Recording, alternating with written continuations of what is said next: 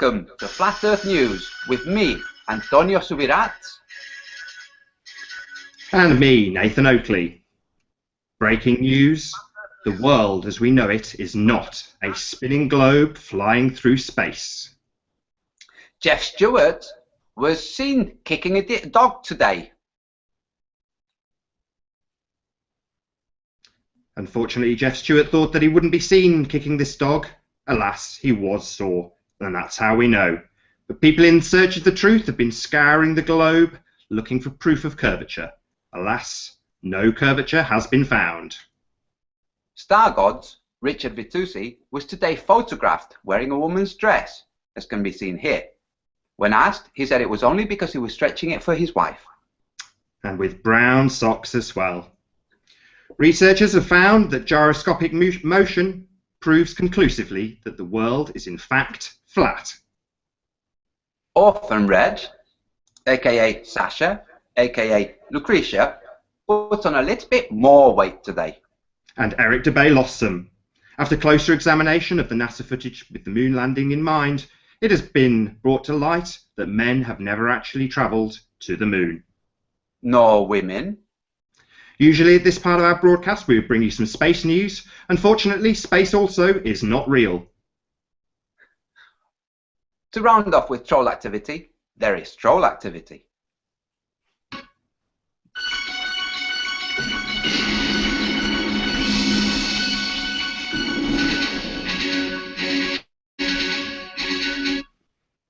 Shit! I can't believe I messed it up at the start, Nathan. Sorry about that. No, it's all good. That was quite good fun. We've also got Martin sat patiently while we rehearsed that nonsense. How you doing, Martin? Yeah, I'm doing very well. Enjoyed that nonsense. I thought it was brilliant. I thought it was a very good summary of the news today. Well, it went a lot better in rehearsal, let's put it that way. Yeah, it was. Stupid me had forgotten to mute the video that was going to be playing on YouTube, and when it started playing, I thought, "Wait, is Nathan carrying the music on through the whole thing?" And then I realised it was us talking. Oh well. Nathan covered it beautifully. He did. Yeah, he did cover it well. Yeah, the consumer professional. Yeah. Hello, people. Anybody watching? We're going to be talking about maps. Martin and I are going to be discussing what elements need to be included into any map. Of course, there's a lot of talk of maps and how it looks, how it might look, how the Earth, how it might be distributed. So this is the little impromptu hangout, and we thought, Nathan and I thought we'd do a little comedy to start. So, which I messed up because I'm shit. And now all of you would be thinking, "Oh, you're not shit," which is why I said that I am. Yeah.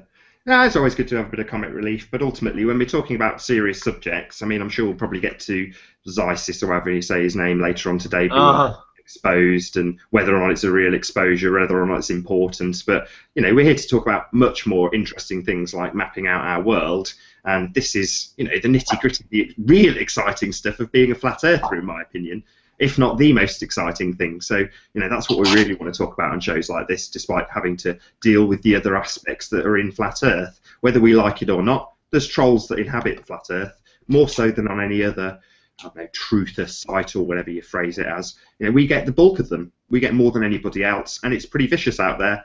That said, we can laugh about it. We can do a jape newsreel about the fact that there's trolls and that the Earth is in fact flat. That bit is definitely not the joke.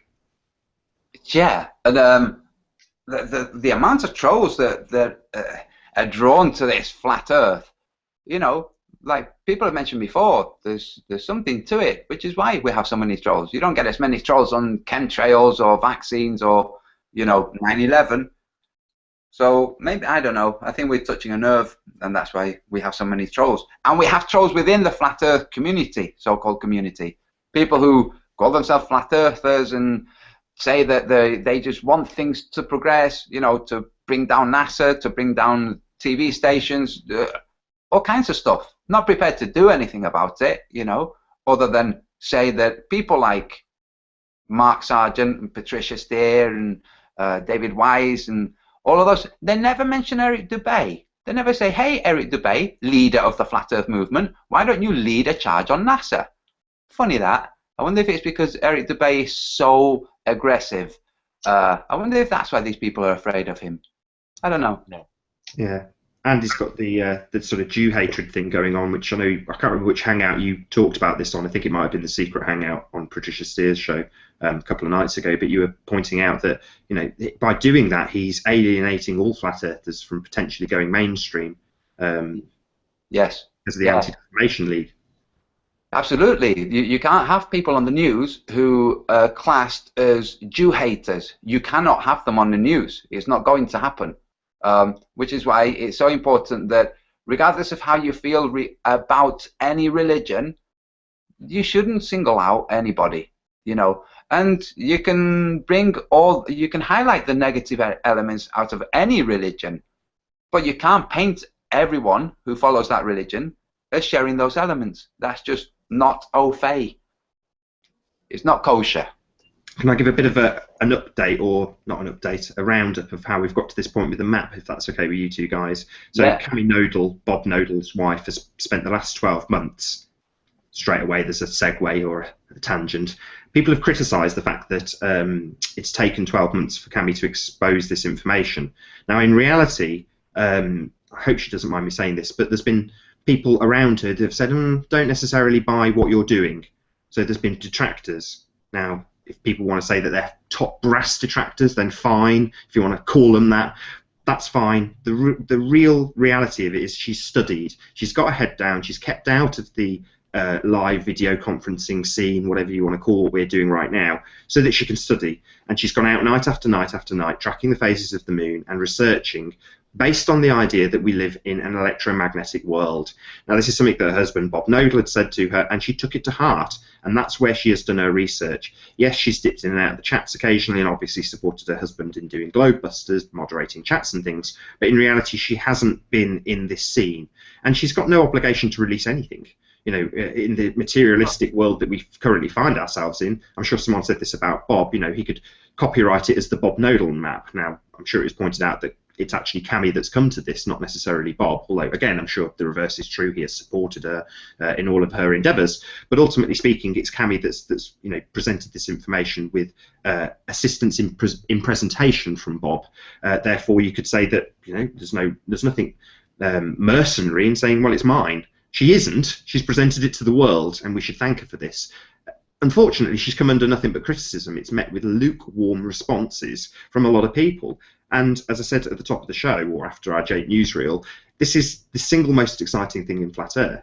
And we should be praising people like Cami, lifting her up, supporting her. And again, as we've mentioned on this show, instead, there's trolls. And one of them, and I didn't realise that I'd caught this on the off chance, but one of those trolls in the case of this map was Eric Dubay, who went onto the Globebusters video that exposed the map for the very first time and said, this is a load of old nonsense. I can't remember his exact comment to quote him verbatim, but basically poo-pooed what they were saying, which I thought was pretty disgusting, considering he, has video saying that he brought back the flat Earth, and we have a map which Martin, who's nodding away, will concur, does not work. It's not a real map of the world. None of them are. Yet we're trying to achieve that and getting knocked by so-called leaders, people who think they've brought back the flat Earth, saying that it's no good. As much as Antonio will knock people like Lawrence Wright for looking at maps, I, again, don't want to do that, because they are exploring. They are at least entertaining these ideas. They may be wrong, but we should still prop these people up and give them kudos for looking and entertaining these ideas. And I'm not knocking Antonio for saying that it's wrong, because we obviously have to point out where it's wrong without being horrible or belittling to people. But at least in my humble opinion, I think Cami's right. I think she's really onto something. It's a map that will work. It will plot geographical locations, match them up with longitude and latitude lines that we currently use, and it will work. It will be a true working map of our world. And if this is in progress, it is not done. There is not a written out, drawn map. Antonio, I don't know if you want to pick up from there. Is that something you're very hands-on with actually doing? But yeah, that's a brief sort of update to bring you up to where we are in terms of why we're holding this hangout and things that we will be assessing and looking at. And Martin is our main man when it comes to maps, without a doubt. So yeah, Antonio, if you can just fill the audience in on perhaps what you're actually doing hands-on. Okay, what I'm actually doing is I'm taking Cammie's information, which is the information of not just the map, but the model. This is the important thing. With the heliocentric model, we're all familiar with it. We have visuals. What Cammie has found is verifiable, true, real-world data that helps to establish the actual mechanisms involved in the plane Earth we live on. So what is causing things to spin, like the sun and the moon, how they light up, what is actually going on, what's driving these motions. With the heliocentric model, it's gravity. With the real world, it's electromagnetism and, you know, the whole range of radiation that we see, you know, that we live in. So this is what's happened. Cammie has found not just tests that have been done, but she's looked at the map, she's looked at the tests, and then superimposed this on a map and found that you can basically place things where they are. That's it. So yeah, just to give that a bit more context, the field lines, the magnetic field lines that we will follow when making daily travel are something that we consistently use. We follow things with compasses. This is something that we know. Now, again, this is all Cammie's information from the fact that we are living in an electromagnetic world that has a toroidal field. Now, if you don't know what a toroidal field is, it's a sort of donut-shaped field with lines emanating out from it, and those lines are curved. Now, we are led to the belief that those curved lines mean we curve around a ball. Well, nothing could be further from the truth. We do live on a flat plane, but these lines that we follow are curved. That doesn't mean we live on a ball, it just means that's the way they have very carefully deceived us. Now, what Cammie's discovered is that, you know, when they, in the olden times, used to navigate by the stars, there was a very good reason for that, and it's because what is above us matches what is below us. As above, so below. This is very, very true. And it's been hidden, you know, it's been occulted by moving the prime meridian from Giza to Greenwich. Maybe, Martin, I don't know if you can explain that, why that it is 33 degrees, isn't it? It's a 33-degree shift. Is that right, Martin? Yeah. Yeah, am I on? Yeah, it appears so. The only I've been racking my brain for a week solid here, trying to work out where the inconsistencies lay. The only thing I can assume is it's this international date line in the mid-Pacific is chucking everything out of this azimuthal. No, I'm not a great purveyor of the old Gleasons. As you can see, I've been trying to plot out and work things out. This is Martin's this is Martin's scratchings of, believe it or not, that's my brain, believe it or not, but it's me trying to make sense of Cammie's. I wish I'd have been brought in on an earlier stage so I could have helped. I had some great ideas, but it's too late now. No, it's not too late, Martin. Not at all. Not at all. How dare you? Not really. It's not too late. It's you have to bear this in mind. When Cammie first brought this to us, it was on Skype. When she first brought it to us, it was very disjointed because it was there's the magnetism here, there's the radiation here, there's this data, pop, pop, pop, pop, pop, pop, because she'd found it and now she was totally overwhelmed because it worked and she was giving it to us, she was showing it to us, but really fast. Your Southern Pacific anomaly, which causes this electromagnetic anomaly, it slams straight into the international date line. No, I don't know whether that's just by coincidence. I don't believe in coincidences, or that's a part of it. But I've used every azimuthal possible to try and make this work. And what's happening now is beautiful. It's the closest we've got, and we're going to get somewhere. I still believe the Arctic Ocean is bigger than they're portraying to us. I think because of the overextended side of Greenland constantly, to chuck the northern projection out completely, and obviously the Asian landmass is constantly wrongly portrayed because it's vast beyond belief. So they keep wrongly portraying that. Africa, they show the Sahara as the bulk of the northern half of Africa, and then it stems down to a smaller landmass, which is not the fact at all. So I'm trying to juggle why they would distort these land masses and for what ends. Now, the only thing that I can make out is whatever is happening on the date line, because there's nobody out there. There's no islands on the date line. If you follow the 60th latitude line south, just north of the supposed Antarctica continent, there are absolutely no islands and land masses to witness what is going on. Now, it's not too far south of the New Zealand islands. So the dew line is possibly 200 miles to the east of the New Zealand islands. So whatever is happening, and why that even needs to be there in mid-Pacific when nobody can ever know what's going on, I think the key might be there with what they've done with the clocks. There's no reason for this time, the way they've juggled it to fit the seasons. Oh, very clever, or we'll just add on another week here, or bring it back to fit with public holidays. No, that's not what's going on. It's to keep this scam going with what's going on with the map. Now, I think we are gaining ground, 100%, because every time we get close, something comes in on the movement to send it asunder, and then everybody's scratching their head wondering where the hell we are now. Well, I think that we're gaining more ground than we ever have in a year. Now, if we can get people, somebody in the South American continent, somebody in Australia, somebody in possibly the Middle East, somebody in Southeast Asia, namely Thailand, somebody in North America, and somebody in Europe, possibly Britain. Better would be Scandinavian, high Scandinavia, and we need to synchronize this at exactly the same second, exactly the same time of day, and we want to see what we're coming up with, guys. And not the same as the sun tracking, but it's basically a microcosm of the sun tracking, a one time, and then we can expand upon that just to give us a rough guide, because nothing is ringing true. You know what? The day we had the sun tracking, they stopped chemtrailing plain white. Well, you telling me that's an accident? No. This is an international being played thing, and they're watching this, and they're watching to see what other genius ideas we come up with too. So that's what's going on. It's a good time to mention, Nathan, the sun tracking again.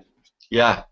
Yeah, so on the next equinox, we will be tracking the sun live on a flat Earth again. What we will be asking for is sunrises, sunsets, and solar noon. Yeah. Solar moon. I drop that in because we will also be asking people at any random stage to just share their moon with us. But that will be a bit of an aside note. In the next few weeks, we will do a hangout as we did before. To discuss some of the ideas and have a bit of a test run. What I've currently got is about 150 emails off the top of my head. I think it was about that sort of people who contacted me who wanted to partake in tracking the sun last time. They will obviously get an email with the link when it goes live on the equinox in September. But yes, if you do want to join us on that, I'll do another hangout or maybe another video log that basically says, here's my email address. I'll give it now, nathanoakley1980@aol.com. If you do want to join us on that event, just drop us a quick email. Hopefully you won't all immediately start flooding me with emails at this early stage, because I won't be able to keep track of them. I've got something like 18,000 emails in my inbox, so hopefully I will say a specific time. Look, from now, if you do want to join, drop me a line and I'll add you to the list of people, and then we will do it. We won't necessarily this time drop a link directly into the chat. I know there's been some issues with Google Hangouts being shut down when people have joined the Hangouts that aren't actually in control of the Hangout. So there's a glitch there that unfortunately will mean that we'll have to do it by essentially invitation only. But given the fact that we have got quite a number of people who have contacted us in the past about this, I think it should be okay to do that. Yeah, it's had a bit of publicity now, so maybe there'll be a bigger string of people who want to actually join in and do that. But it's proved useful. I know a lot of people contacted us in the aftermath and said, where's your data? And my first reply was, it was a live event. It wasn't like the Track the Moon event where it's got to be compiled and then presented. It was there live immediately. Now, that said, we will take the criticism on the chin and say, okay, fine, in the future event we will take down the information as it happens, so we haven't got to review the data afterwards and accumulate that data. Even though we didn't do that for you, we have still taken that data and made use of it. Again, maybe Antonio, you can give a bit more. I know you mentioned a little bit about this earlier. Yeah, so the reason we're tracking the sun is we know the maps are wrong. We know all the globe. We know the maps are wrong. Okay, so how can we discern where things are? Okay, we're small. How can we discern this? We have the internet and we have the sun, which is a constant thing, circling above us. So if we can establish where people can be when the sun rises, where people are when the sun is setting, we can establish the distance between these people. Now, maps are all about distances. So, how do we establish distance? With sunrise and sunset. Ideally, we would like all the sunrises and all the sunsets to be over the ocean. That would be the most ideal. Now, the solar noon, this helps us. So, just to recap. Sunrise and sunset gives us longitude, okay, so time. The solar noon gives us latitude, so relationship under the sun by elevation. So, for instance, if you're in the UK and the UK is 52 degrees north and the sun is at 20 degrees elevation according to the globe, but in the real world it turns out the sun is at 45. This means that England's location is nearer the circuit of the sun. So I'm going to describe this with my hand. If the sun is here and we're here, this is an angle. If the angle shifts, it means that where we are located is closer to the sun's actual circuit. So in at the equinox, the sun is over the equator, so it goes directly over their heads, and latitude is lines towards the north or circles towards the south. Now, one thing that I realized, lots of people have realized this, but this map behind me, okay, which we all know is wrong. These, the June and December solstice, are gibberish. That's not how the sun works at all, okay? This is how the sun works. Can you see this? Okay. This is the north, and this is the south. Okay. Now, this is daylight. All of this is daylight. All of this is nighttime. Look at how short the nighttime is for those above the Tropic of Cancer. And look at how long the nighttime is for those in the Tropic of Capricorn. Now, when you reverse this, so the sun is over the Tropic of Capricorn, you get the inverted. You have a much shorter night in the south and a much longer night in the north. That's it. So the sun in its circuit oscillates back and forth between tropics, and this is how it lights up the Earth. Now, here is where the map goes. That's it. Now, what we need to establish, what criteria to include when designing a map. So, for instance, we have the tropics. The tropics are where the deserts are. So, first of all, draw out your deserts around the world. You can shift things around later, But you're not going to shift the deserts away from the tropics, because you have to have the deserts where they actually are in the real world, and that's on the tropics. All of the deserts of the world are on the tropics. So, Martin, you were showing something. You're muted as well. You're muted, Martin. Martin, you're muted. Sorry, I was just elaborating on the sun projection you were just showing, which is pretty much exactly the same, but in a academic sense. But don't look at that bit; that's not real. This is basically a book on everything you're just talking about, but from an academic point of view. But yeah, everything you just said is bang on, and you're quite wise there. Everything that you can see there on the what they propose is, we've counted the date lines.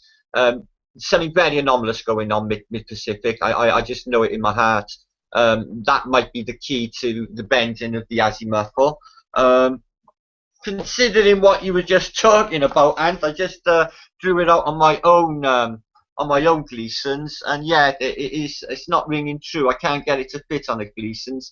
But I notice a lot of people are going with the Kobayashi map. Matt Howland himself is taking this as a sanctum. He's running with it. He says that continent south of South America is an existing continent, and he's going to go there. But Kobayashi is it a reality? Well, I did some figures. I was drawing the map. I took some figures. Just give me a second. The only one. Well, while you're doing that, I might as well plug a few videos. So Globebusters' most recent show, which was called Globebusters Flat Earth Rethinking the Boundaries, in the last section of that show, they explain their map. What we talked about earlier in terms of how we got to how Cami got to the stage that she had was on a video that I recorded, a Skype conversation that I recorded called How the World Works, which is on Nathan Oakley YouTube channel, and it's in 3 bits on Nathan Oakley 1980 YouTube channel. So that's How the World Works. And lastly, there's a video on both Antonio and my site, which is called 27 Time Zones on Flat Earth, which is well worth a look as well. So there's a quick plug. Are you all set now, Antonio? Yeah, sorry, I was muted. Yes. So, who wants to pull up the Kobayashi? Let me see if I can do it. Because there's something really interesting, and it's just kind of, you know. I'll talk while you look that up. So the Kobayashi, again, another hangout to plug. So we discussed this when it first came out. And yes, it does have some nice things. Some of the land masses are a little bit smaller, some are a little bit larger, they're slightly repositioned, but in essence it's pretty much the same as the azimuthal equidistant map in terms of how it's laid out.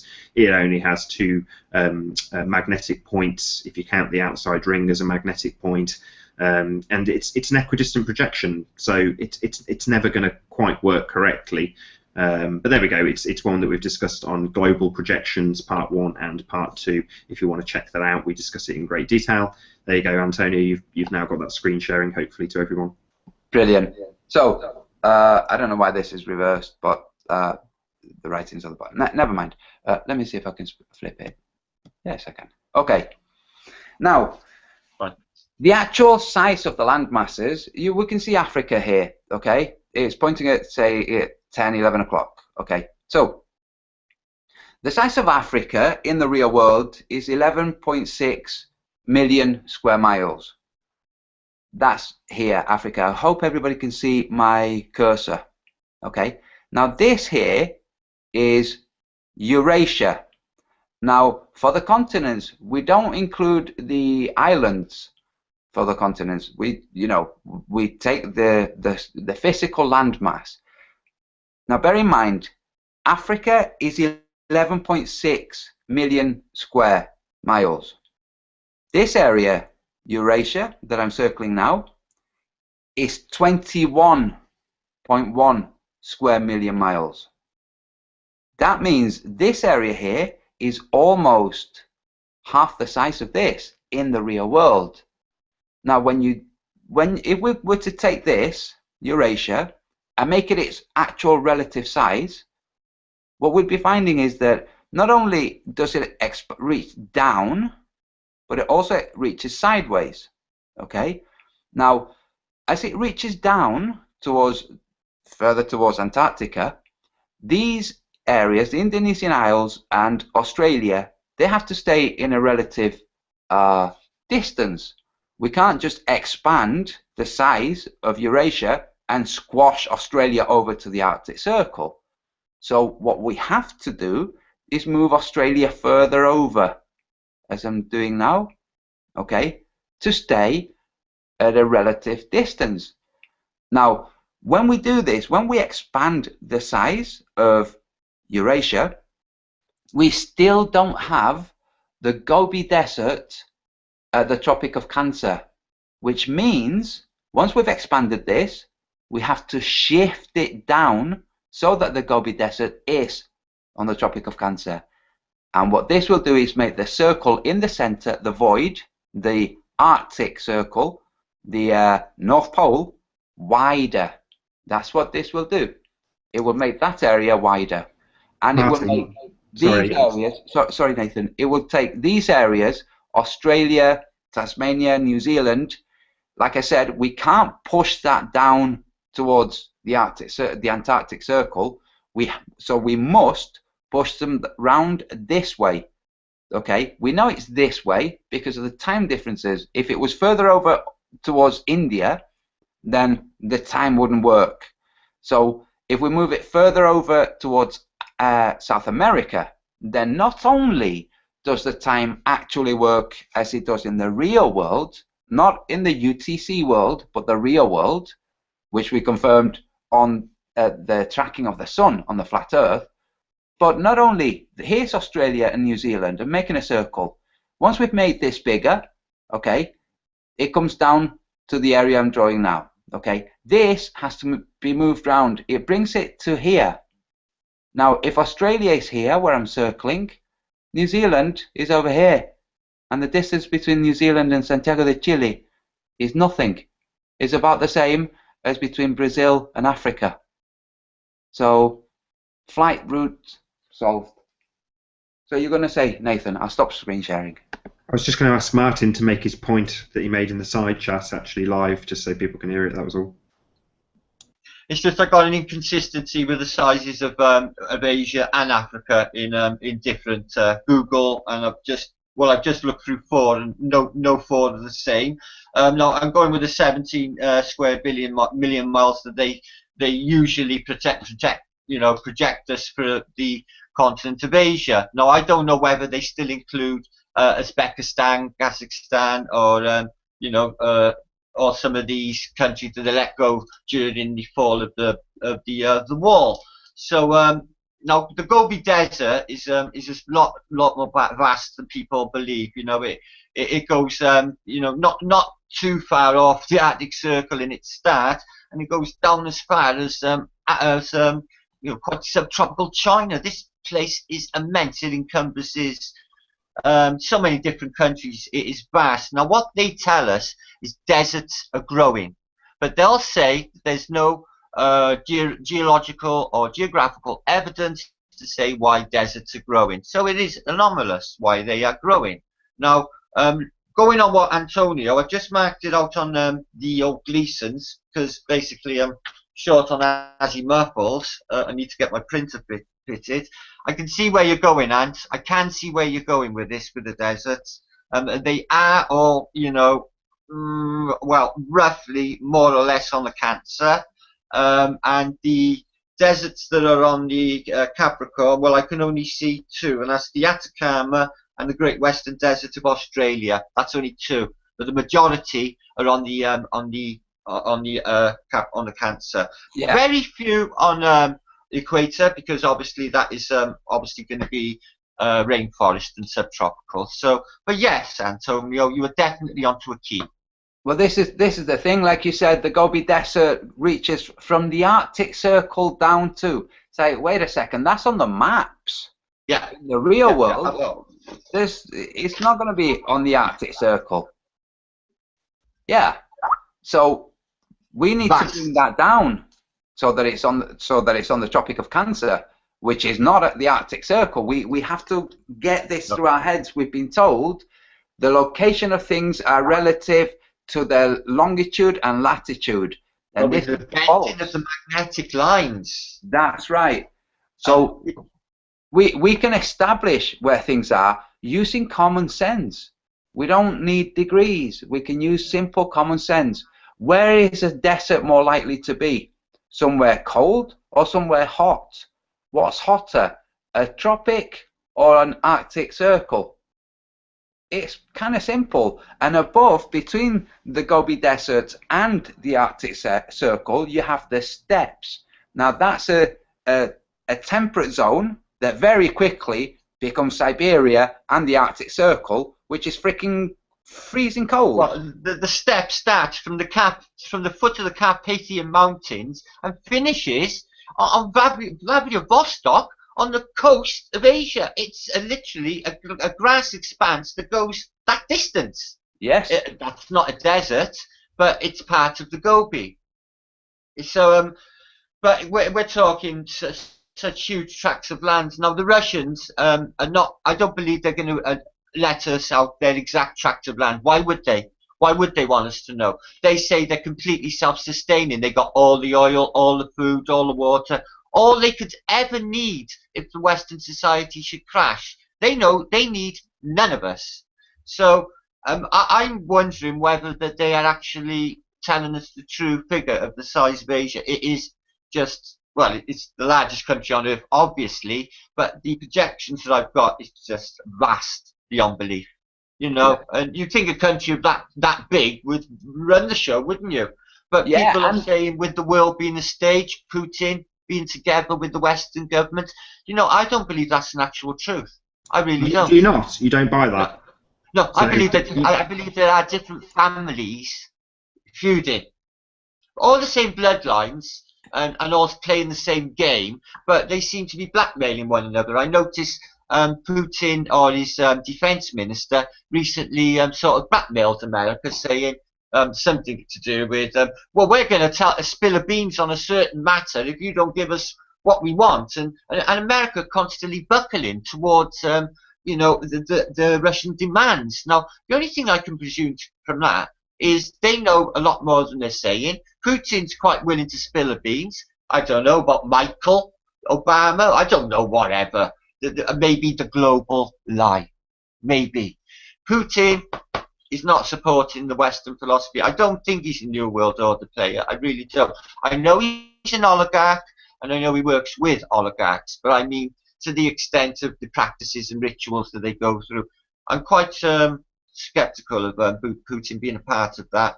Now, I've been following and digging into these Russians. I'm talking to another Russian on Facebook who is telling me all about Russia and how Flat Earth is taking over Russia massively. Everybody's getting into it. It's getting really, really big. Now, Mark Sargent told us, what, 7.5 million? Add that on to the continent of Asia. Who knows how many people are watching us? I believe it's tangible. It's huge, I believe. And I believe that it, bug 100 monkeys effect, I believe that this is already set in stone to come up as a new paradigm, a new way of living. I don't think overnight, maybe in a generation.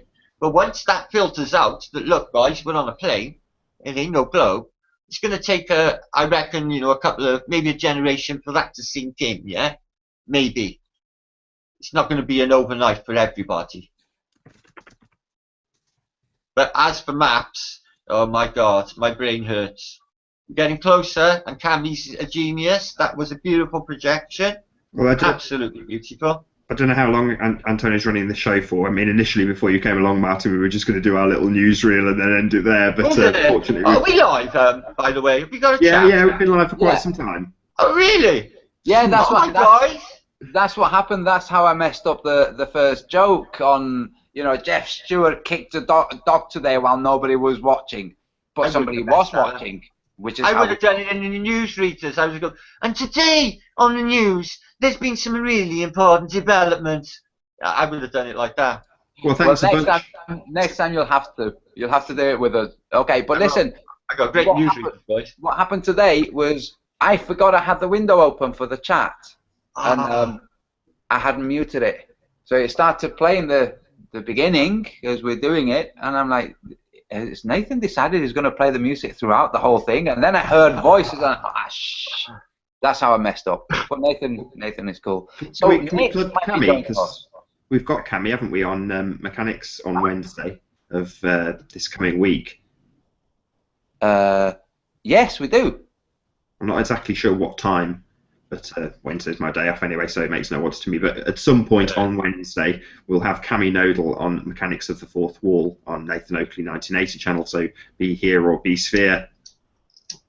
Yeah, so... Sorry, I'm just doing a little bit of admin. Well, maybe round it out there, Antonio. I don't know. Well, you've got other subjects you wanted to cover. Yes, Bucket Word might be coming on. So I've been waiting to hear from him. We have this craziness with time differences. He's 7 hours ahead of us. Majority of the US 7 hours, 6-7 hours behind us. I'll get on to him, man.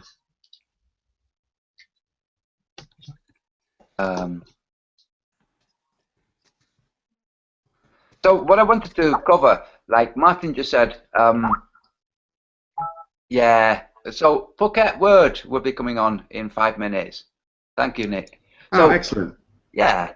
So what Martin said about the size of Asia. Okay, we have to think the size of Asia combined with the size of Europe. When we look at the Kobayashi, it's freaking tiny. When we look on any globe, it's freaking tiny. They have to have it tiny compared to its actual size because they can't fit it on a globe. It's as simple as that. They have to make it smaller because if they make it its actual relative size to Africa, then you end up with like a cone. So they just can't do it. And if they made the globe, they could draw Eurasia its actual size, but then they would have to make Africa smaller in relation to Eurasia, which would tell everybody that the blue marble was a photo of something different to what was portrayed. So they just can't win. No matter what they do, they can't win. They can't. Martin, if you're gonna show something, you've got to hold it up to the screen and then say something. Otherwise, we don't get to see it. You've just shown us something. Well, I'm sorry. I was just on a tangent. Basically, this is a Mercator projection, but of the 1880s. Obviously, they don't have to tell us too much around that time, but it's ridiculous. Basically, what bugs me is obviously the huge size of Greenland, but the tiny size of Africa. Now that this can only be political motivated, you know, the white bit at the top and the black people at the bottom, all kept nice and small. It's ridiculous. This is my problem. The Svalbard Islands that at the time are the Spitsbergens are absolutely huge. They are no way bigger than the United Kingdom. Also, the San Joseph Islands, which if you look on the Google Earth today, they are barely there. They're neither here nor there. Now, you've got this other large archipelago. They're the Frigid de Nansen. Now, you know Nansen, the explorer. Well, these archipelago of islands are incorporated within the San Josephs, but have a look at them on Google Map today. They're nothing like them.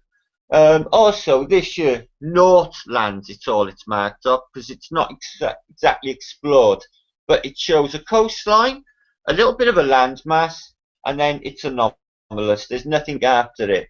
Also, this Carina Peninsula, where they say that they tested the Tsar bomber, the largest H-bomb ever exploded. Right there on the peninsula, right there, causing a nuclear reactive plume, which apparently covered all of Asia. I don't buy it. But yeah, you can see what they're doing. This is all, they'll give you all seaways. These are the sea routes for all tramp steamers at the time. As you can see, they're all on set paths. And this triangle here, which is the Bermuda Triangle, is always kept completely empty. There are also other areas of expanse, which are no ship ever goes in. That's the one anomalous that we found in the South Pacific.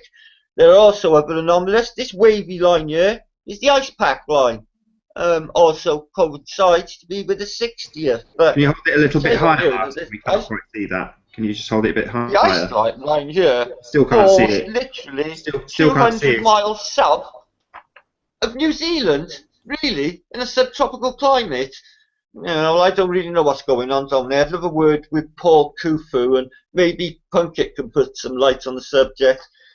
Punkit's on this coast of Thailand, sure, so he's got a different look on things. But that's your 1880s book that I just vandalised and just killed the value on, by the way. But whatever. I was smiling when you showed it, Martin. I was smiling away, thinking that's what I like to see. You know, the spine hanging out. You've really used that book, and that's what it's all about. I love that. I've got loads like it anyway. I've got earlier than that, and they all don't ring true. But this book was printed before Scott, before Shackleton, before any of the explorers. So you know, you got to remember how early on this is and how little they knew then, and not too long ago.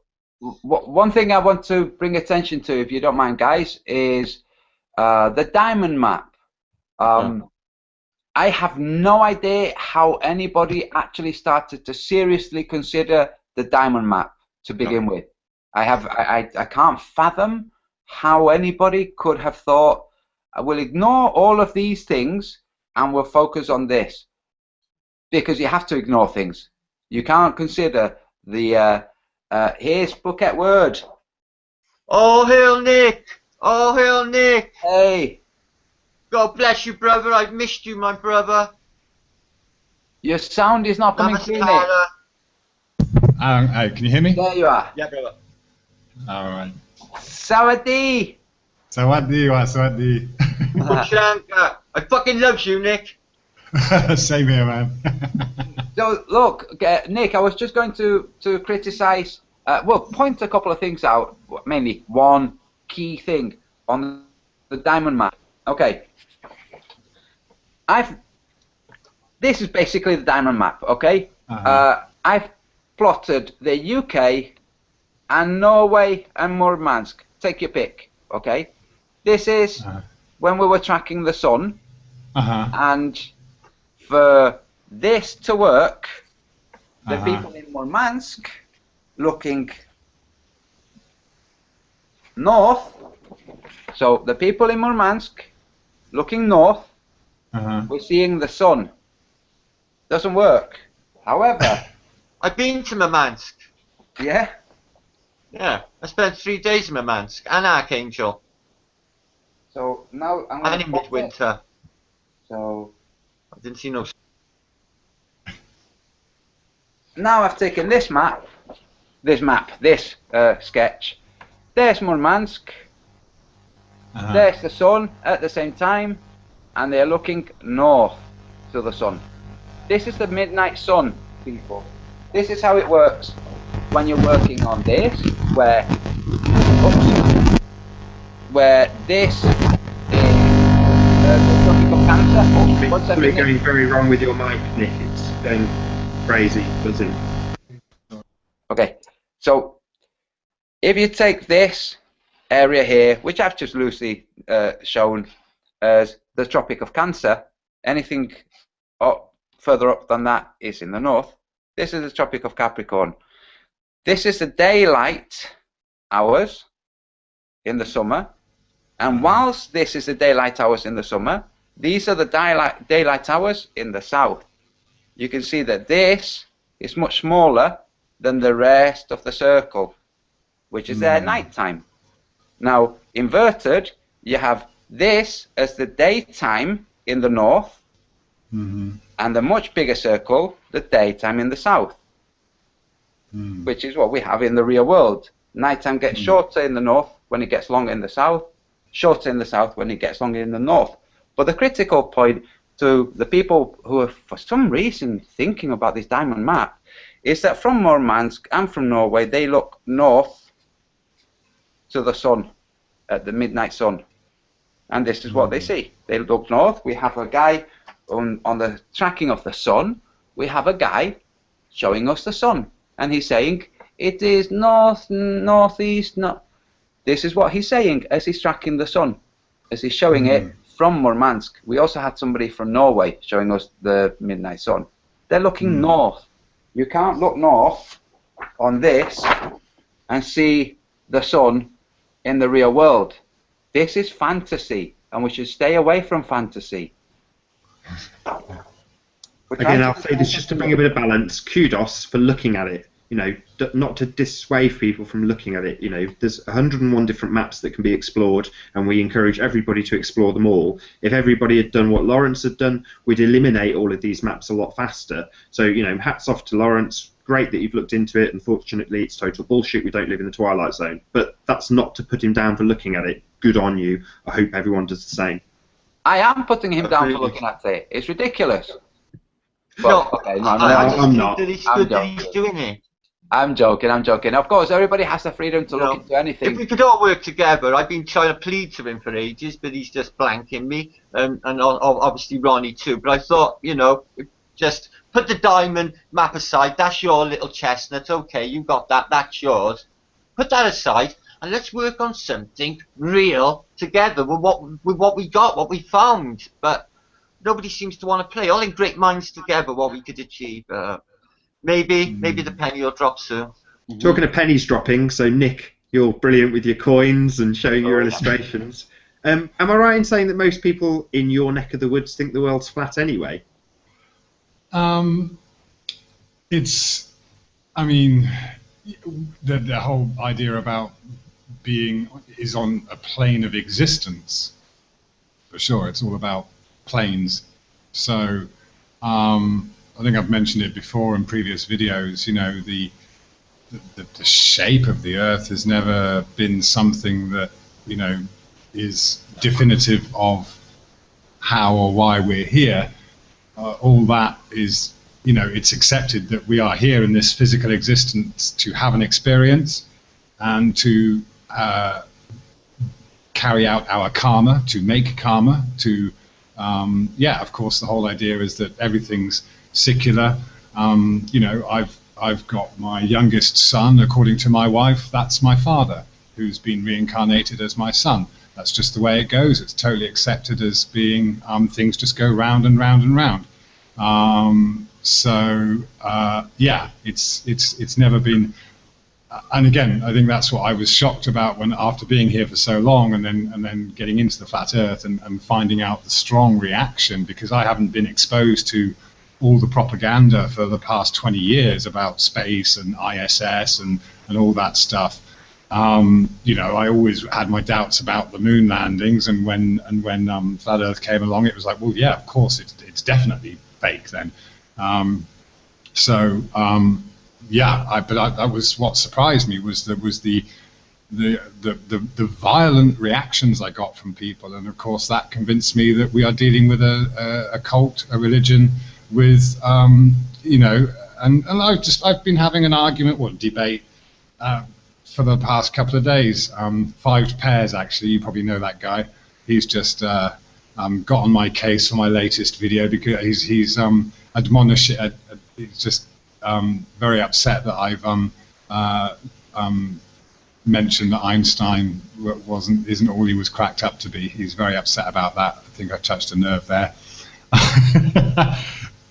But you know, I mean, I was going to ask you to speak along those lines, actually, Nick, which is about the propaganda, because at least here in the UK, you've only got to walk out the front door and there'll be a taxi drive past that's got British Telecom or something, and the advert will have a globe as part of the logo or something like that. You know, it doesn't matter how or where you look. So even though I've turned off TV, I've only got to walk outside and there'll be a billboard or something that suggests that we live on a globe. Is it not like that there? Do you not have all of that sort of propaganda at all? Not to that extent, no. I mean, obviously it's there, and you know, we talk about globalization, and that's all obviously very much seeped into the culture. I mean, I've seen it change dramatically over the past 20 years or so. But no, I mean, not as in your face. I mean, I remember taking my wife to the movies one time to watch a sci-fi movie. I don't know what it was, and she's like, "Is the Earth like that?" Because they were showing us a picture of the ball Earth from space, and that much of a, it's an alien concept then, the globe.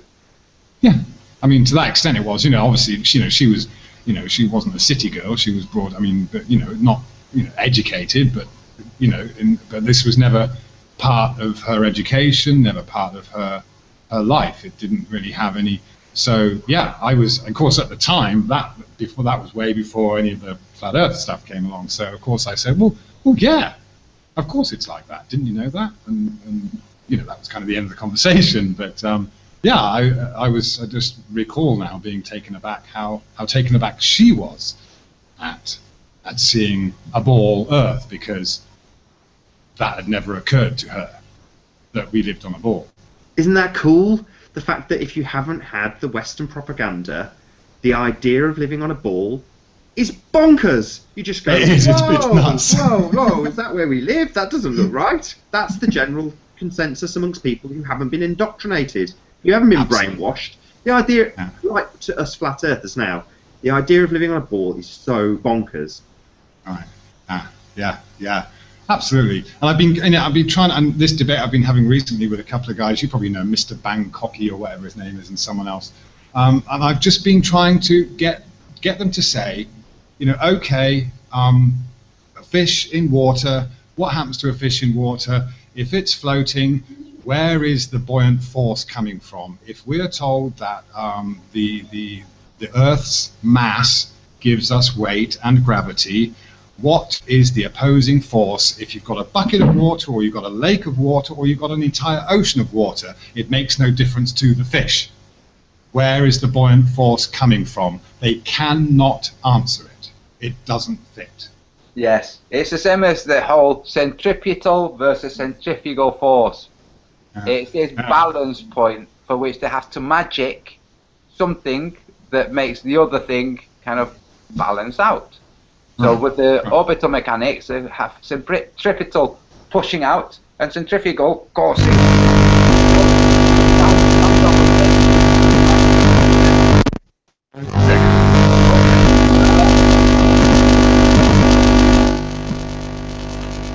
All gone wrong. I've muted it for now. Nick.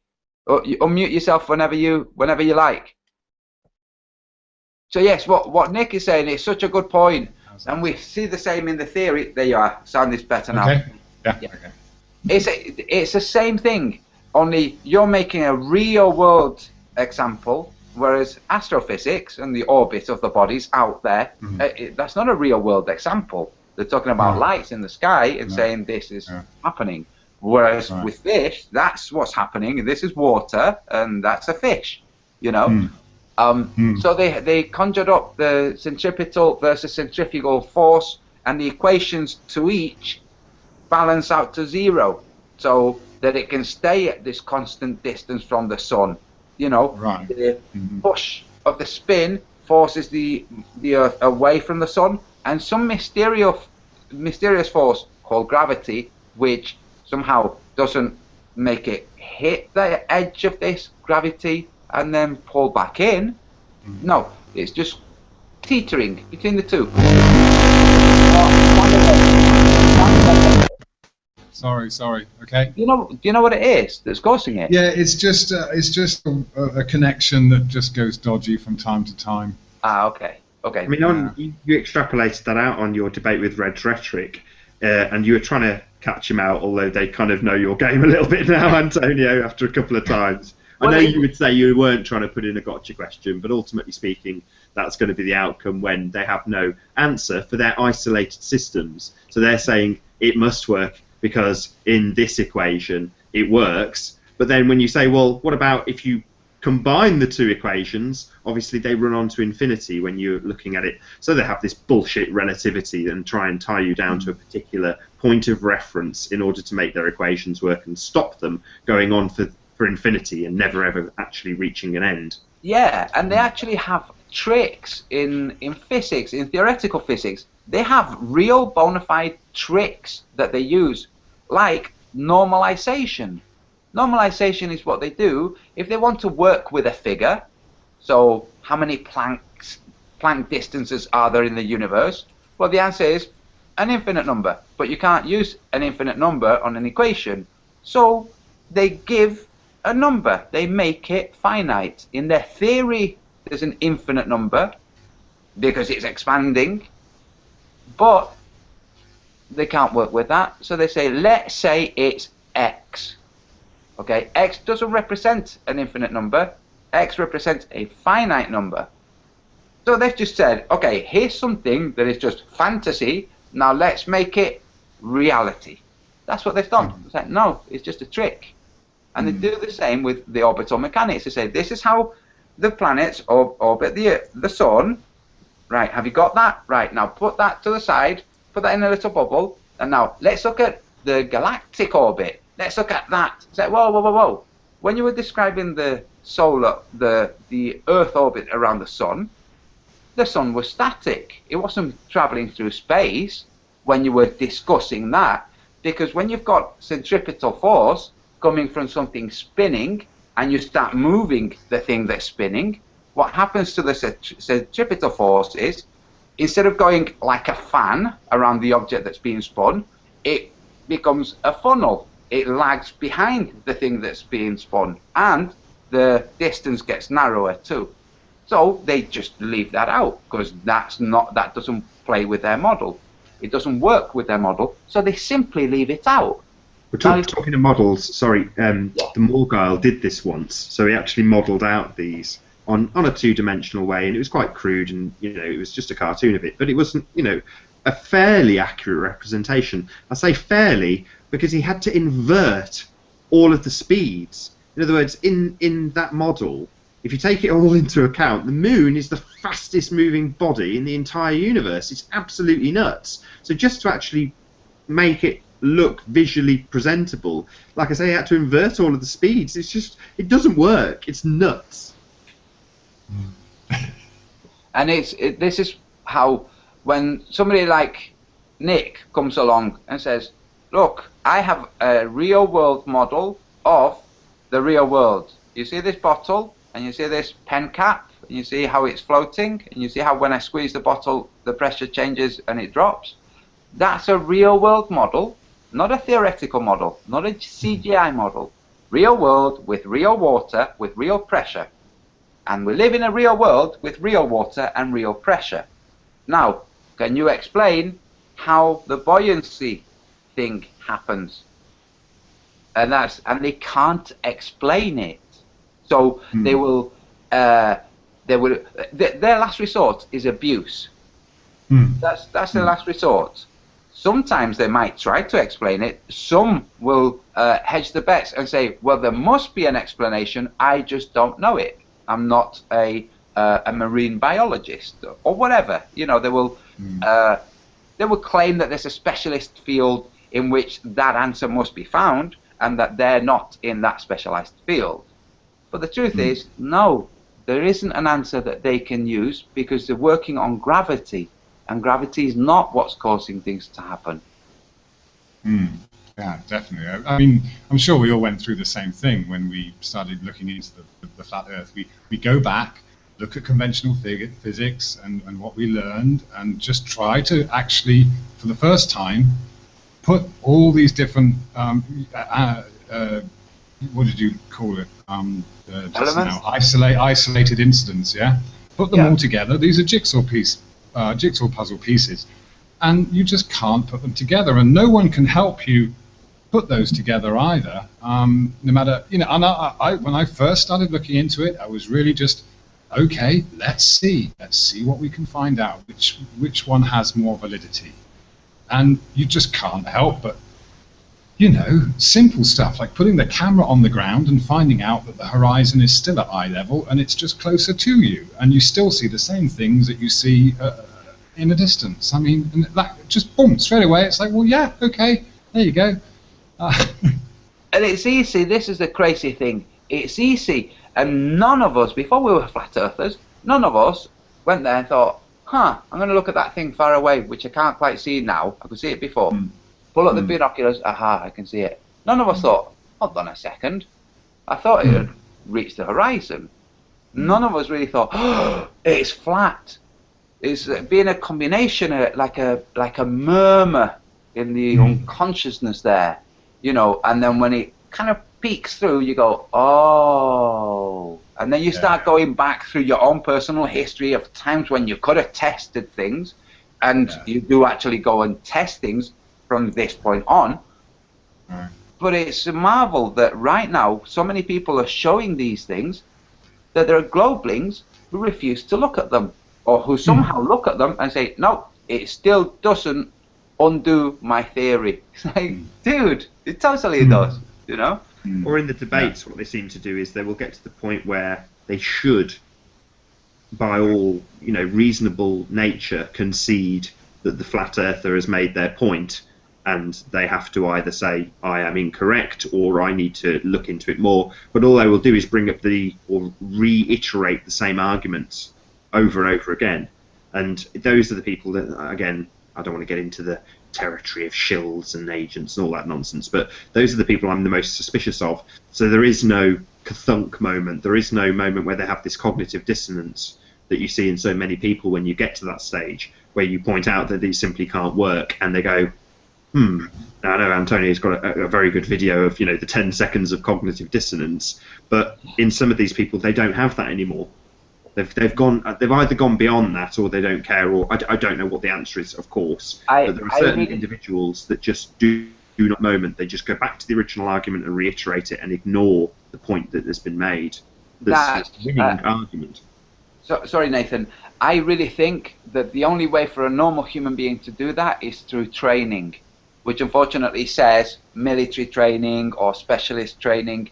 If you're engaging in a conversation and somebody says something that is a kathunk moment, and they don't have a kathunk moment, it can't be that they've not heard it, especially if when they carry on talking, you bring back the kathunk moment and explain it slowly, and they've heard you.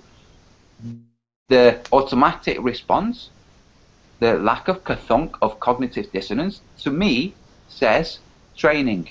They've had training. Could it not be that they've just trained?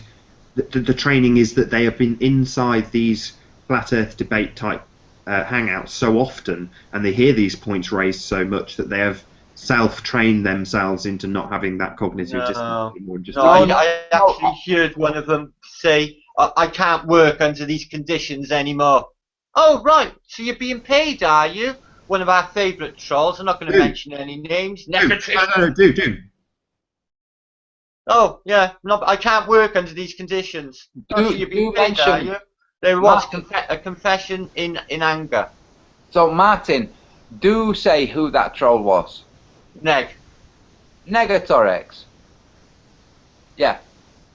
This is one of the guys that I really thought. And this is the guy out of a think tank that will copy and paste equations on, and you know how he operates. I had him PMing me for a month solid, debating me, and I told him straight, you will never win over the flat earthers. Yes, we're biased because we know we're not on a ball. You're just flogging a dead horse, mate. Give it up. But after about 3 weeks, he gave it up, and now we have a reasonable rapport going between us. We talk civilly. He leaves me the fuck alone, and I leave him alone. But yeah, he said one night, I can't work under these conditions. They don't pay enough. I can't work under these conditions. There you go. A couple of people caught it. It's like, oh right. I said, right. Oh, you're working then, are you? Oh right. Yeah. How many more are you working then? So there you go. And we have to consider that nobody is beyond redemption. Nobody is beyond, a pat on the back and saying, good on you for breaking your programming. We broke our programming without too much requirement of engagement. I was already broken. I was already a pure anarchist. Oh, yeah. Through and through. And when Flat Earth came, I thought, thank God for that. Now I got my chance. Yeah. I mean, I'm ready. Yeah, some people, that's just not what they're not looking for any more answers. They're not. I mean, I'm always amazed how defensive people will be of the Earth not being intelligent design. Why are you so against it? And that's why I made that video about it being scary. It scared the shit out of me to realize that yeah, if we're in something that's intelligently designed, we're here for a reason, and all the bad things I've done in my life have a consequence. And, you know, I mean... Well said, because that's something that Antonio points out time and time again. I'm sorry to cut you off, Nick, but well said. That's the problem with a lot of people, because if you've done some dark stuff that you've pushed into your closet, they're the skeletons just hanging away, you can forget about them on the globe. Who cares? Speck of dust spinning through space. Nobody cares. Who cares? Suddenly, intelligently designed, yeah, Big Brother has been watching, and it's not Big Brother as in the TV screen or the iPad. It's a much bigger, more important Big Brother. Yeah, and like when I like you just said, Nick. So you realise you're on the flat Earth, and you think, so there's a designer, and then you think, oh shit, what about those things I did? And then you go, wait, they weren't that bad. He'll understand, she'll understand, and then you go on. But if you've got dark shit, like Nathan is saying, you don't want to even contemplate that idea. And let's also remember this: the model of the spinning Earth shooting through space has the sun traveling through space north. Okay, so it's heading up all the time, if you're on the north, and it's orbiting. The Earth is orbiting. That's how it's going. Which means an event that happened is left in the past. If you imagine, Nassim Haramein does this. He says, imagine a ribbon or a smoke, a plume of smoke. Okay, now you have the Earth spinning around the sun, moving like this. So the ribbon, if you take an event and you pick a point when that event happened. So 5 years ago, the Earth was, rewind, here. Put a ribbon on it. Now we're 5 years ahead. Look at how far away we are from the point where that thing happened. Now in time, yeah, it was 5 years ago. But in distance, it's no distance. It happened exactly at this point. And what they do, they don't want us to know exact points, which is why they give us gibberish maps.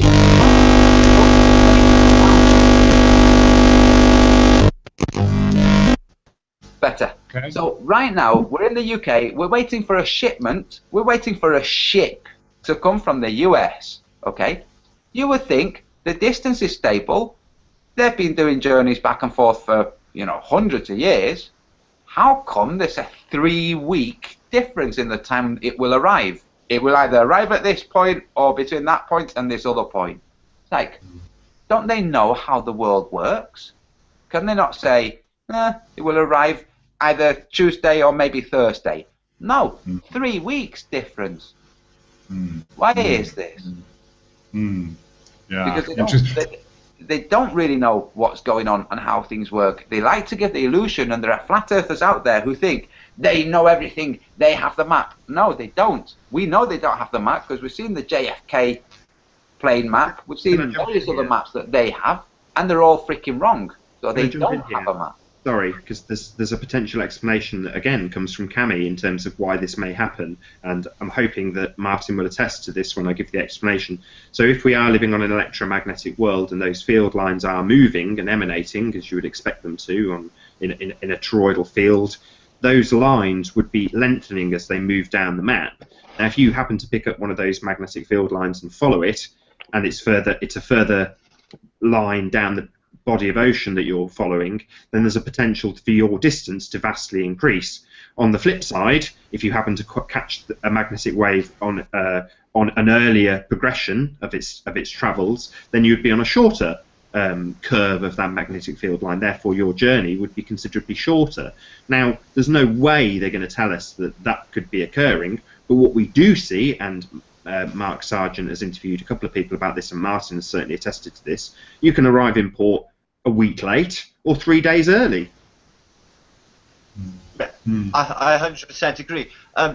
Now, this recent revelation of the the closeness of some magnetic fields and the space between others. Now, I've considered this many times that say for an example, we're going through the Bay of Biscay and we come across two close magnetic field lines, and other captains aware to vector this to cut time off, because there were some short distances where you know, we would hop in 8 hours early when it was a 2-day journey, and there would be other instances where we would be 4 or 5 days late. Now, we would put it down to weather, but that's bullshit, because you're still keeping the same nautical mileage, around 15 to 23 knots, nautical knots, in deep sea. And no matter what the weather, if it's too rough, we just change our course a little bit and we go with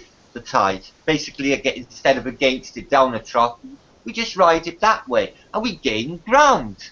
Now, to get into these ports, these later dates or these earlier dates, now it's another recent revelation. It makes perfect sense with these magnetic lines. I don't believe the science that we understand is the complete science. How can we know the complete science of magnetism? Now, I have been a purveyor of the electric universe theory since the first post I've made. I am a big purveyor of Emmanuel Velostovsky. He is a globalist, yes. He believes there are planets, wandering stars, influencing what's happened in this plane in the past. Now, this is corroborated in Homer's Iliad. I don't know if you know Homer's Iliad. He also wrote the Odyssey, very famous ancient fables. Now, it states in the Iliad that Venus came so close to the Earth's atmosphere that it actually rained petrol, setting the atmosphere alight. Now, the electric universe theory can account for electrical discharges, which will show the potholes that we see on Moon arcing, and if the Valaneris, the cavern on Mars, which they will say is the biggest cavern in the solar system, which is so much bigger than our Grand Canyon.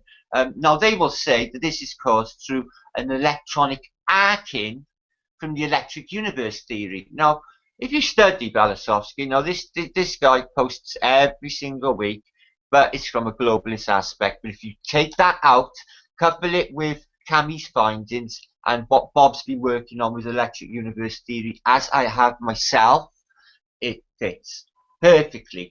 Plasma is just a name for that cell. We've got to give it another name, but the electromagnetic properties that we are experiencing, it explains it perfectly for me, from my studying of electric universe theory. And the anomalies that this tree guy been spotting out, you know, like the Grand Canyon, yes, this could be an arcing, this could be an electrical. No, nothing like you can imagine before. Not arcings that we witness hitting the Empire State Building or the roof of St. Paul's. I'm talking arcing of an incalculable energy that will rip the mantle. And you know, I'm not saying that we're going back into ancient times when the world was being formed, but I'm saying these electromagnetic anomalies could be in the near past. These things have happened. And what Emmanuel Velostovsky says is we're a species in amnesia. We cut this out of our subconscious because it was so bad. And we've also cut the flood out of our subconscious because it was so bad. He didn't say anything about giants and giant trees to cut out our subconscious, Emmanuel. But he was not welcome in academia. Look into the guy for yourself. Bob is fully aware of him, and he's coupled that with his findings. So it's just very interesting because it's for my research too. It makes a lot of sense, especially if instead of considering that it is water up there, it might be petrol. Then no wonder they don't fly out there with a fiery engine. Set the whole thing on fire. No, it was a chemical reaction when it coupled with the Earth's atmosphere. It didn't become ignited until then. But you'd have to read Homer's Iliad, I'm afraid. Yeah, I haven't read it, but I'm going to. I will do. Yeah, or Odyssey. The both of them are quite awakening to the times that we're in now. Yeah. You read them, it's like, you know, you read the Mahabharata. You know, they got flying spaceships, the Vimanas, they shoot nuclear weapons called Vimastras. Now, you've got to think this is 12,000 years ago, and there's the whole of, you know, Thailand and India and Bangladesh and Pakistan that believe this is a reality, that these Vimanas had nuclear weapons. And there's an entire area of eastern Pakistan where there's a vitrification of rock has happened, The only way they say this could happen is the extreme temperatures caused from a nuclear blast. They found the exact same stone under the Trinity test, the first atomic test. They also find this stone in parts of northern Scotland, where they tried to portray that there was a nuclear apocalypse at some stage in our past. Now, this area of Mohenjo-Daro in Pakistan, they are huge. You can study any rock formation there, and they will show you crystalline, petrified rock, which will only come in temperatures that a nuclear blast could cause. Could the temperatures not come from arcing, from real arcing, like we get? The only other physics or science that I'm aware of that could cause this sort of temperature to cause that that change in the crystalline structure. Arcing, not because we haven't got it now to that extent, and doesn't mean to say we haven't had it in the past. Yeah. With makes more CO2 in the air, the extra oxygen content. It's just that the chemistry was a lot different back then. That's why the argument was brought up about the ice cores with Bob. But I'm afraid he didn't actually bring up this. They were testing for CO2 emissions back in the past to see, how the volcanicity, the whatever. I'm not going with their bullshit, but there are more reasons to it. The air bubbles tell a lot more. I just, for anybody out there, just to wrap up with the whole delay in shipping, I have to say, okay, and this is true, I have a friend who's in the Merchant Navy. They can travel for 2 weeks, a month, and then spend 2 weeks waiting outside of port because other ships have got there before them. Because you can't predict exactly when you're going to arrive, you get a slot, but that slot is not held for you. The only time it would be held is when you're American military or British military. We have these friendly terms with other nations. That's at which point any kind of a special docking facilities will be kept free at that point, but not always. You've got people that get to that port who are not so friendly nations, who are a bit more neutral, and say, well, okay, we've got goods that are spoiling and they're for your country, so do you want us to let them spoil? You've already paid for them. So at that point, so we do get queues. You get queues at ports. This is what I'm saying, and it could be that the ship that's bringing Patricia's things, they estimate they'll be here within a week, but then they don't know how much longer they'll be before they can port and basically unload. They're probably in a container yard sat in Harwich. They just it's taken that long to find it. Well, they can wait there because we're not ready. Yeah. Can I just make back to the electric universe idea? I can't remember where I saw it, but when I was looking into it, and there was some guy, it might have been the same guy you were talking about. Yeah, Valatowski. Pointed out that there are rock paintings showing this kind of. It looks like a man standing with his arms like that, but this is actually the shape that plasma will take. And he's saying, well, look, this is what they could see in the sky, and that's what they drew on the rocks. There's a very famous. It's called Indalo. It was found in the caves in southern Spain, in Andalusia, and in Andalusia, you will find this thing. I'll draw it now. It's a real simple image. It's like a matchstick man, and this is the shape. Is it like a long, drawn-out, thin man? No, this is the shape. Lost it. That is called the Indalo. Oh, wait, sorry. It has a head in the center. Okay? This is called the Indalo, and they don't know what it is. They don't know why whoever drew it. But this reminds me when you're saying of the arms open like that. Nobody knows what this shape is. Is it representing a man like this? Is it representing something that has nothing to do with any man? Is it representing something above a mountain? Who knows? It's just one of these pictographs found in caves, which I think are fascinating because some of the things that were painted in caves it tells you about the cultures that were living in these places. Depending on how abstract the images, the more abstract the thinking.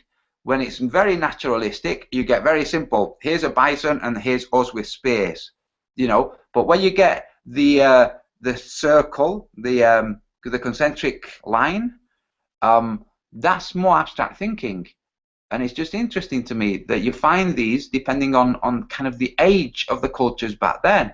We'll find that the most advanced of all of the cultures that we can actually find right now, we think Turkey has this ancient fortress. Like, no, these are places where people left. The most advanced cultures, as far as I understand right now, are the Indian, it's the Asian cultures. But the reason we don't consider them so Asian is that they've stayed there. They carried on building on top of things, just continued to stay there. If they'd moved, then we would find something 15,000 years old or 18,000. But because they're still there, they're not going to say, yeah, go ahead and dig. Yeah, that's happened in, was it Burma or Cambodia? Angkor Wat recently. Yeah, Angkor Wat. It was formed in Kampuchea, now it's in Cambodia. Part of the Khmer Rouge built it, and it's only 500 years old, but it's a microcosm of the flat Earth. And that's it, isn't it? You know, I mean, you can argue with globe heads, and they go on about evolution and all the evidence there is for evolution, and it's just, you know, they go on, and there's this idea amongst these, you know, hardcore atheist ballers that, you know, the appendix and the tail that we seem to have and things like that are all, you know, and the fact that you can't eat, breathe and talk at the same time is a bad design. And it's like, no, you know, the whole idea of evolution is to evolve the spirit, evolve the mind, evolve the soul. And if you eat and you appreciate the food, you shut up and eat and you talk later. You know, and you observe your breath, and you know, if you're getting angry, then you've got to check your breath, and you realise that, you know, your mind and your body and your biology and it's all connected, and that is the evolution that we need to be considering, not a physical one, but a mental and a spiritual one. And like you say, that's where the Asians they've gone way beyond that. That's where they are. I mean, now they are devolving because Western culture is coming along, and they've got the bloody phones and all that stuff. So they're now tuning out of what they were once tuned into.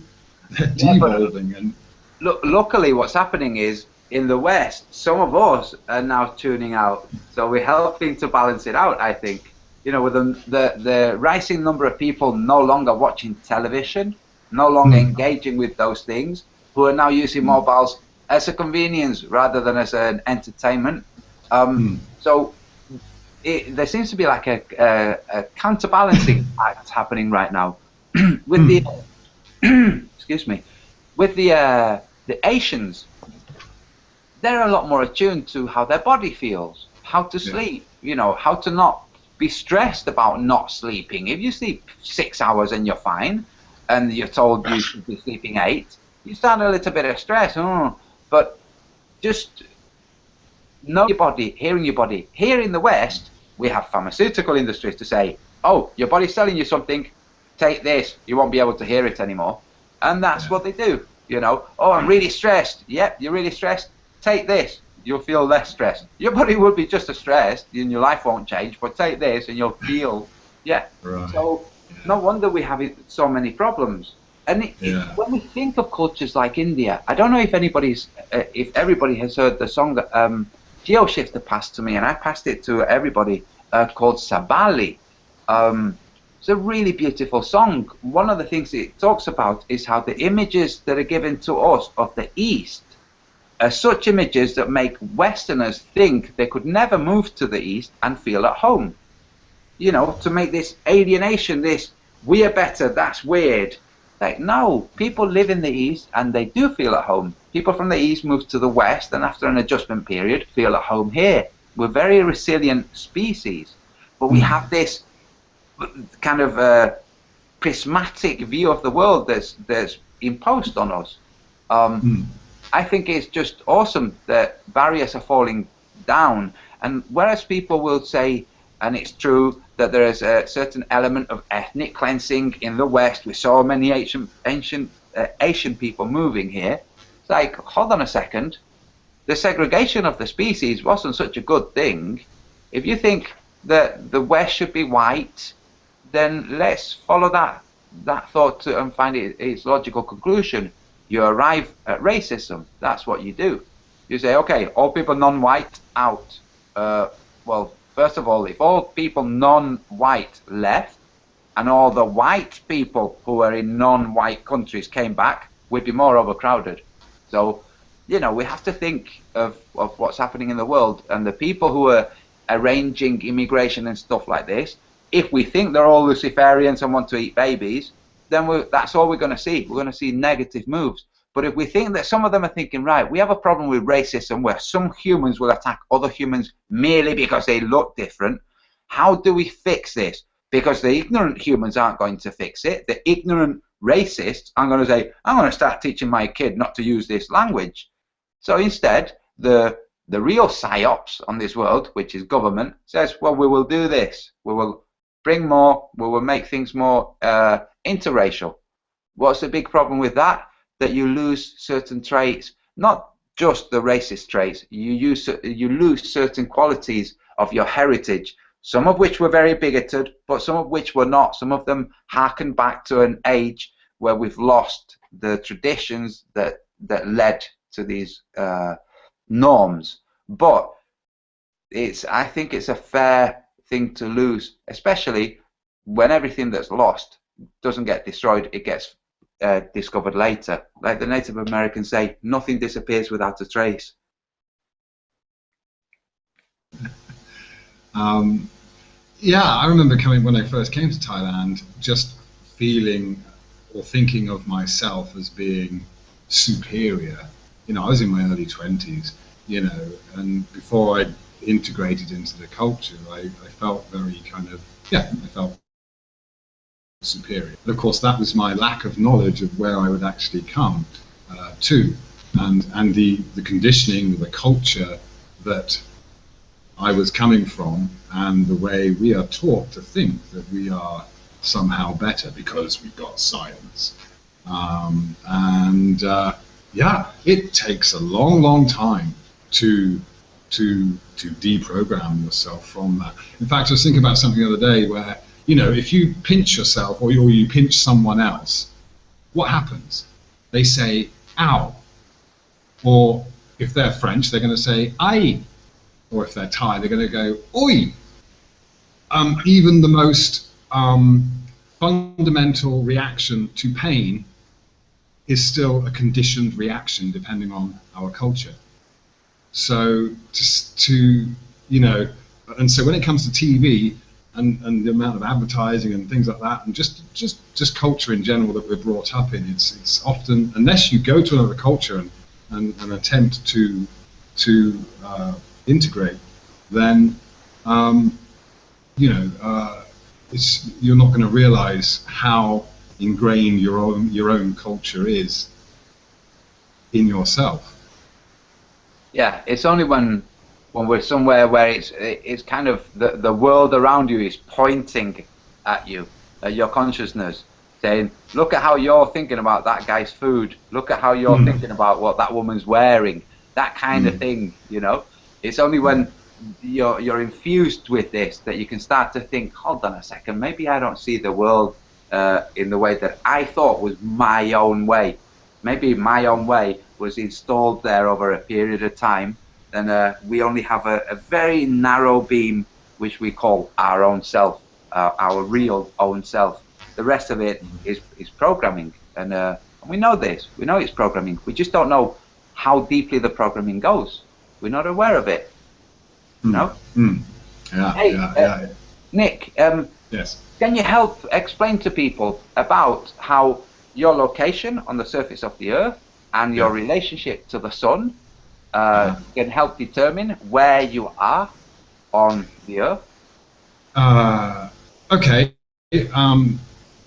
I suppose if I go back to those, you know, the sunspots and the moon. I mean, for example, tonight is a full moon, and if you can picture it, when I look at it, the rabbit ears are kind of at the top, but to the to the left, and that will always remain so until it's reached its zenith, and then it goes past, and I have to turn around, and at which point the moon appears to have flipped. And the same happens with the sun and the sunspots. So, you know, to me it's very, very clear that the sun and the moon are small-ish compared to us, going overhead. And of course, if you look from the north or the south, then you'll see the sun and the moon from a different angle, and that just doesn't work with. I mean, when you see these diagrams to scale of how far away the moon is from the Earth, apparently, then there should be no reason we can't all see the moon. You know. So it just makes total sense to me that, you know, and when if you're in the north, then you're never ever going to see, if you're in Europe, you're never going to see the sun or the moon go overhead. You're going to see them appear in the southern sky and kind of do an arc and then go down. Whereas for me, it just goes whoop. They both go directly overhead. Of course.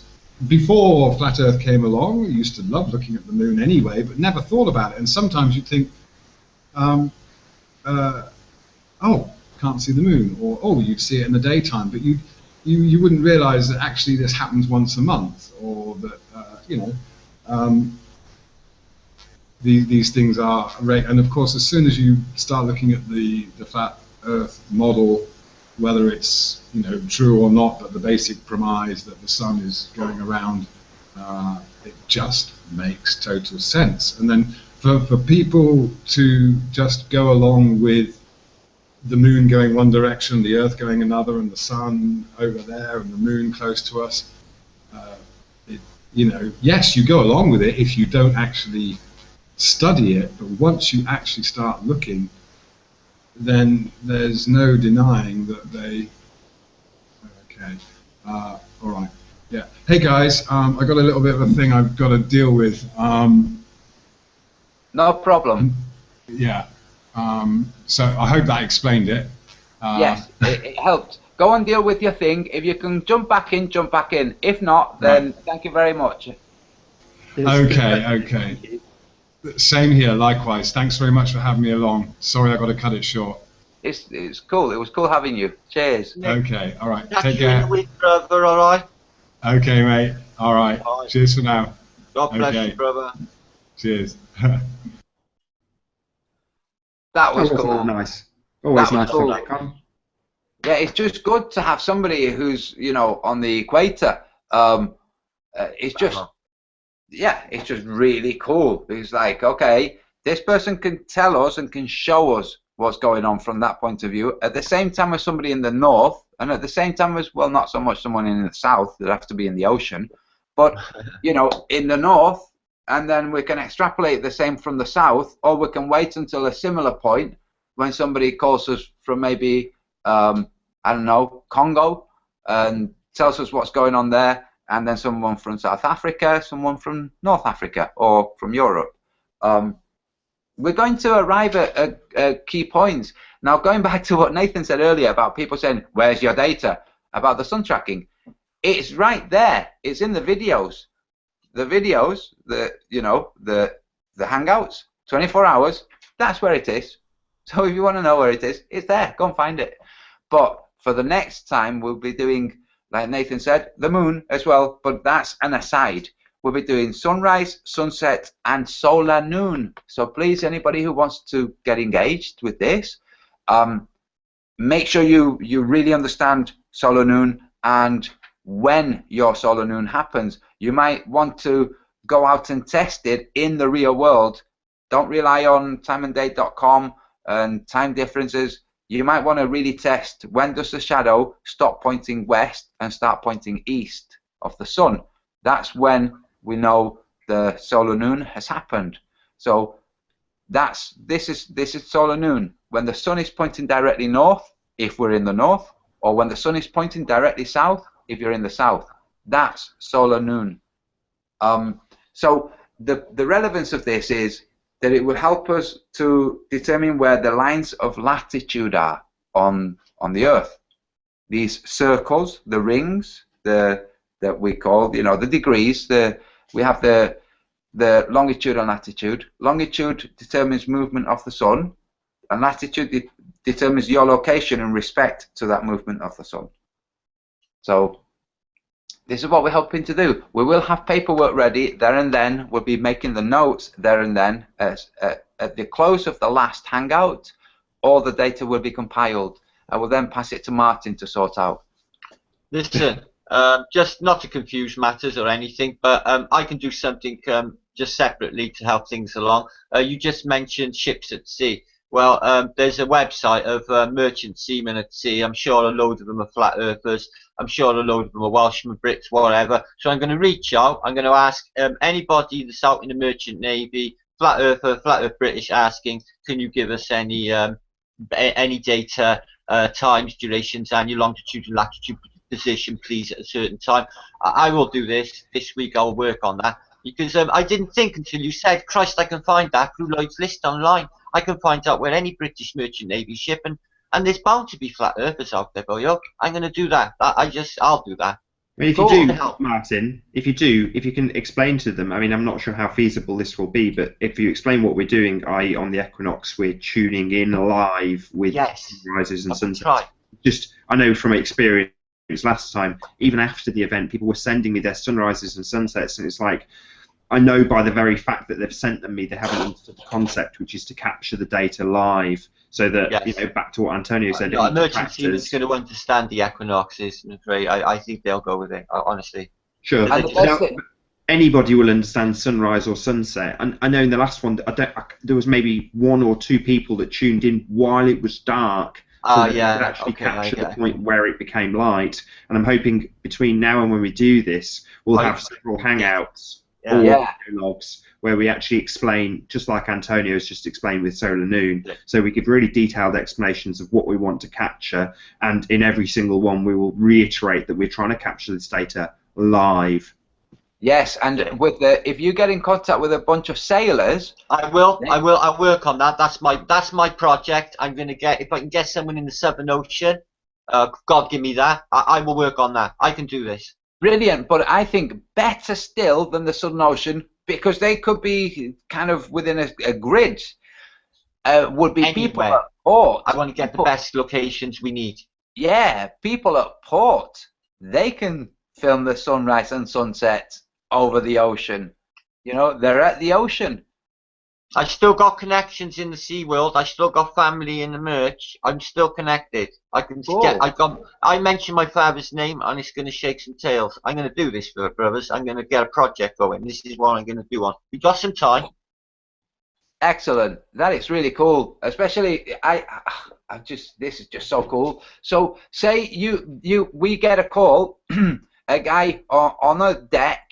Ship to shore, or they got mobiles now, cells. So wherever, and they tell us where they are, and they tell us where the sun is, and we can determine exactly. And the longitude and latitude lines we're going to need. Yes, we can really find where they are. We can really pinpoint them. Yeah, because you see, when Phuket Word came on, the sun's elevation was very different to how it should have been for that day. And the same for, I think it was Kofo 72 or somebody in either New Zealand or Australia. The sun's elevation was really different. So, and I mean, not by like 5 degrees. I'm talking by like close to 30 degrees. That means that the land that they were stood on was nearer to the bottom of the circle. So the further away, the lower your point, the nearer, the higher. I'm going to get it. Yeah. I'm going to work on this. This is my project. The penny dropped. I can do this. It's just, there's 15,000 ships at any one time out there. Think of that. I'll get through to one or two of them. That's so cool. Yeah, that'll help. Yeah. Nathan, you're the man. Yes. Everything rests on Nathan. Nah, Nathan. not at all. Yeah. Can I play us out with the news music? Yes. Wait a second. Should we do it again? Let's do it again for people. No, definitely not. No way. No. Let's just. I'll put the card up. We'll play us out with the screen music. Thanks to Martin for being on the Antonio show. Thank you, Antonio. Okay. We'll let it play for 5 seconds.